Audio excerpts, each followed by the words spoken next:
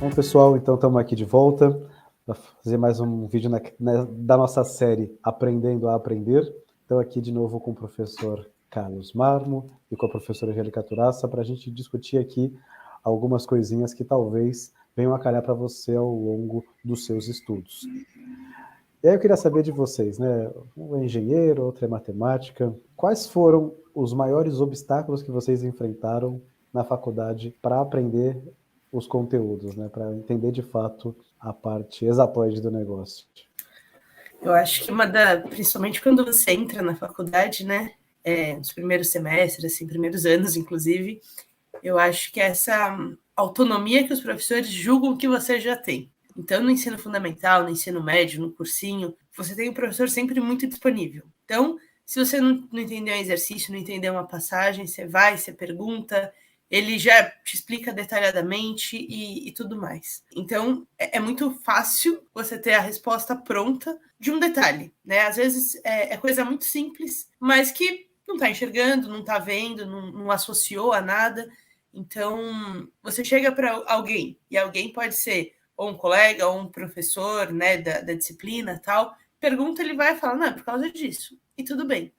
Na faculdade, eu acho que os professores, eles, logo que a gente entra na faculdade e tudo mais, eles já passaram tanto por isso, né, de graduação, mestrado, doutorado, tal, eles já foram muito autônomos, já tiveram que ir muito atrás, que acabam assumindo que quem está na faculdade tem essa autonomia. E não é assim, né?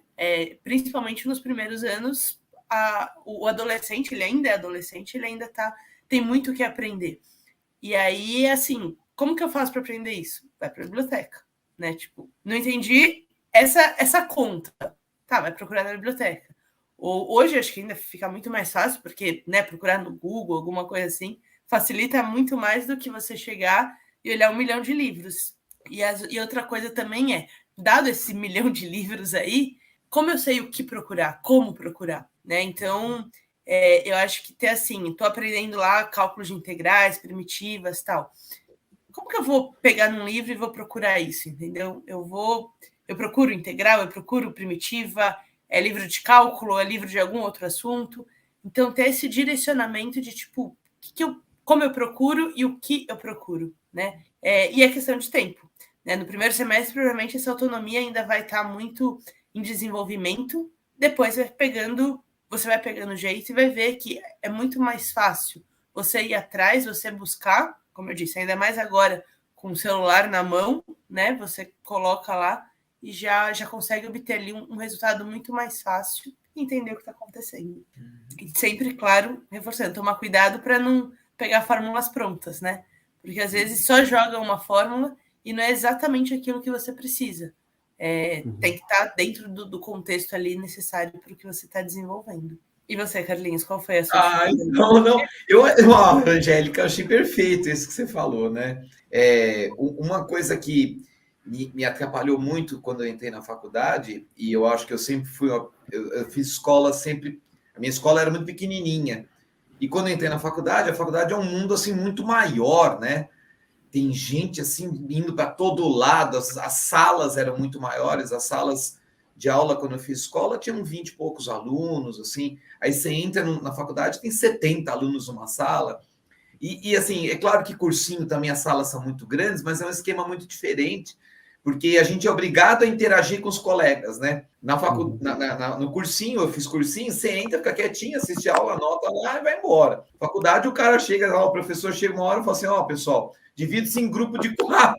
E aí você sai correndo, na hora que você vê, não conseguiu um grupo legal, né? Então, é um esquema bem diferente, o professor assume que a gente tem maturidade não só intelectual, como emocional também para lidar com as coisas, né? E nem sempre a gente tem, as pessoas amadurecem de maneiras diferentes.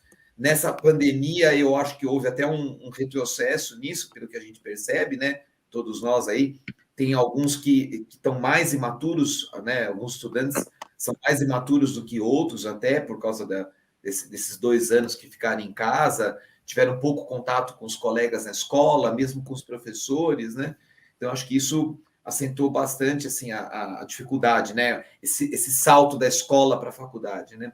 E é isso como você falou mesmo, a gente tem que amadurecer na marra, né? Bem depressa. E acho que a gente tem sorte no INSPER, porque o INSPER é um lugar que acolhe bastante, né, os alunos, né? Não é tão comum isso por aí. Pelo menos nas faculdades que a gente fez, a gente não teve muito acolhimento, né? Eu ia falar desse ponto aqui. A diferença entre onde estudamos e onde trabalhamos agora, né? Sim, exato. É bastante. E é preocupação genuína nossa, né? Porque não é só uma coisa institucionalizada, né? Mas a gente se preocupa de verdade, até porque a gente já esteve do outro lado. Então a gente pensa assim, puxa, não podemos fazer com os alunos aquilo que a gente não queria que fizesse com a gente, né? Senão é mais até muito. E por isso que a gente vai reforçando sempre com os alunos a importância dessa construção do que ele está fazendo, né? Em nenhum momento a gente chega e fala, não, faz isso que isso vai dar certo. A gente vai estimulando ele a pensar, direcionando perguntas, né? De modo que ele consiga ir construindo o raciocínio e construindo uma forma de resolução, seja no problema de matemática, seja no problema de física, né? Então, a gente estimula muito o aluno a ir respondendo essas perguntas. Então, se por enquanto ele não tem a maturidade, né, por N motivos aí de elaborar tais perguntas de como eu vou pesquisar, como eu vou chegar, a gente vai fazendo isso. Então, a gente vai fazendo perguntas e ele vai obtendo as respostas. Até que ele vai chegar o momento que ele vai falar assim, tá, se eu tenho que resolver isso, o que eu quero fazer? Como eu quero fazer? Então, ele já vai sendo capaz de fazer essa construção autonomamente. Perfeito. Maravilha. Eu queria aqui agradecer, então, aos professores aqui da engenharia que toparam essa conversa. E a gente fica sempre na expectativa de que isso aqui ajude vocês nos seus estudos ao longo da faculdade. Beleza? Então, obrigado aí, Carlinhos. Obrigado, Angélica. Nós que agradecemos. E até uma próxima, gente. Até mais. Até. Tchau.